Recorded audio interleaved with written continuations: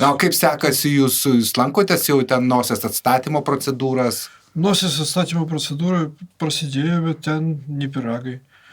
Ten turbūt reikia jums laužyti nosį vėl ir atstatinėti. Taip, man padarė 3D fotografiją, parodė rekonstrukciją ant kompo. Ten, rimti reikalai. Tai čiučmekai gerai jūs atidaužė, matyt. Gerai, pizna. Bet jau yra padarytas, tokia atmaička padaryta nosis. Zagluškė gal daugiau? Ne, ten nuėmė tokią formą ir jau yra užsakyta kažkur tai Amerikai padaryti man naują nosį. Amerikoje nosį? Jo, ta pati firma, kur Jacksonui nosį darė. Garsiai firma kažkokia ten. Tai padarys man nosį, čia kur tais po mėnesio atsiūs ir man ją turės, pakišti po oda, atstatys nosį kaip buvo, bet aš nenorėjau, kad kaip buvo. Ten mano jaunystės nuotrauką paprašė, tai aš atnešiau ne savo nuotrauką, atnešiau šito Čerčilio nuotrauką. Galvoju, jeigu būna nosis kaip pas Čerčilį. Kad naują pagamintų kaip norėjo. Visiškai jo, galvoju, tai buvo. O jeigu toks one-lineris, kad Buratino nuotrauka iš to filmuko. Buratino nuotrauka. Tokia ilga tokia, kaip pas Melagį. Buvo ir tokia mintis, bet paskui atkalbėjo šitie face recognition pareigūnai, sako, su tokia nosim neįmanoma nustatyti veido, nes fokusas neveikia. Nosis ilga, jinai nuima šitą objektyvą fokusą, o veidas gaunasi išblūrinės. Tai po to negali nei su face recognition, nei su atsidaryti, nei programėlį, nieko, nei namo, nei pas mane viskas dabar su face recognition padaryta. Fūra irgi atsidaro dabar, rankinų durų nėra, prieini veidą atpažįsta, durys pačios atsidaro. Pati fūra užsiveda, reikia papūsti dutelę, kad negirtus, tada jinai užsiveda.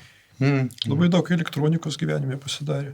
Namuose net šaldytuvų negaliu atidaryti be face recognition arba su pirštų atspaudu blogiausiu atveju. O kas, jeigu ranką nutrauks?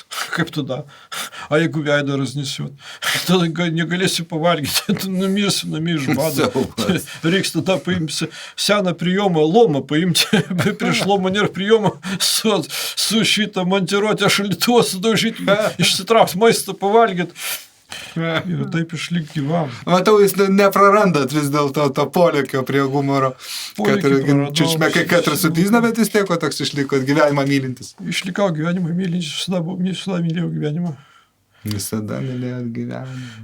Baigėsi įkalinimo laikotarpis tiem čiučmekam, kurie man sugadino veidą. O kur jie kalėjo?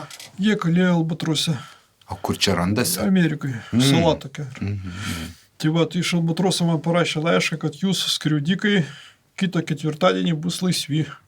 Ar norite apsaugos federalinės? Aš sakau, atsiprašau, aš Europoje gyvenu, sakau, matau, federalinė apsauga, iš jos, kaip sakant, kas man iš to. Sakau, bet aš nieko nebijau.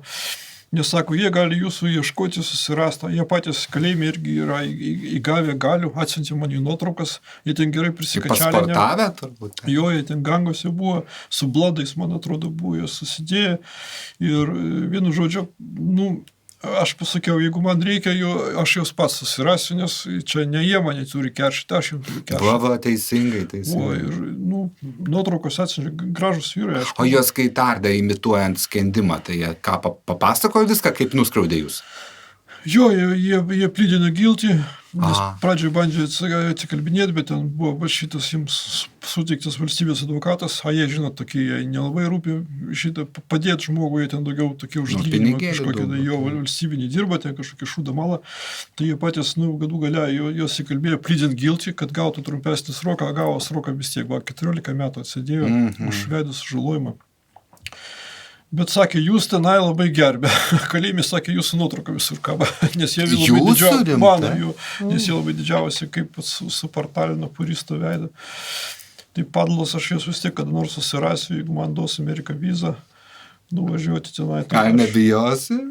Ne, aš nieko nebijau. Aš viską jau savo išbijojau.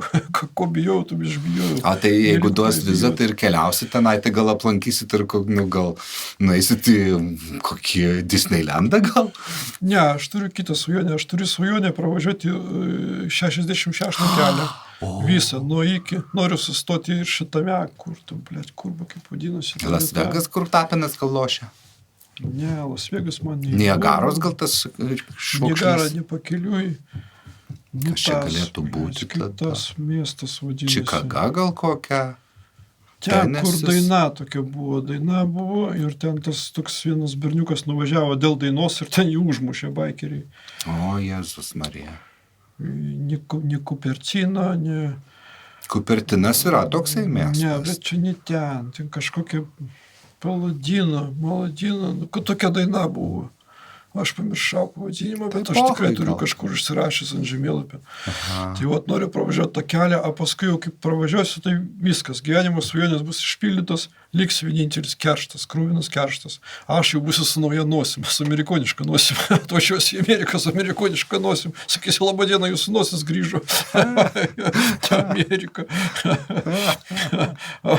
Jeigu mane įleis. O tai žiūrėkit, jie tai jūsų... Tie čiučmekai, jie jūsų net pažins su nauja nosim. Jie mane net pažins, jo. Tai jūs galėsit visai arti prieiti prie jūsų lomo. Aš galėsiu prieiti, turėtų atpažinti iš balso. O Amerikoje visi ginkluoti, tai jums ten parduos bet kurią molę, supermarketą jums, kiam 5 kalibro netgi gal. Tikrai taip. Be dokumentų jokių, tengi visi šaudo, gaudo. Tai manau, kad jokių problemų jau tai šalis. O kai nušausit tos čiučmekus, tai galėsit į kokią mokyklą nueit, prasinešti turbūt. Nušaut nenorėsiu. Aš norėčiau su montiruotė prasieiti. Aha. Tai manau, kad ten reikia susirasti vietinį kažkokią montiruotę ir susirasti šmėgus ir šmėgų galas bus.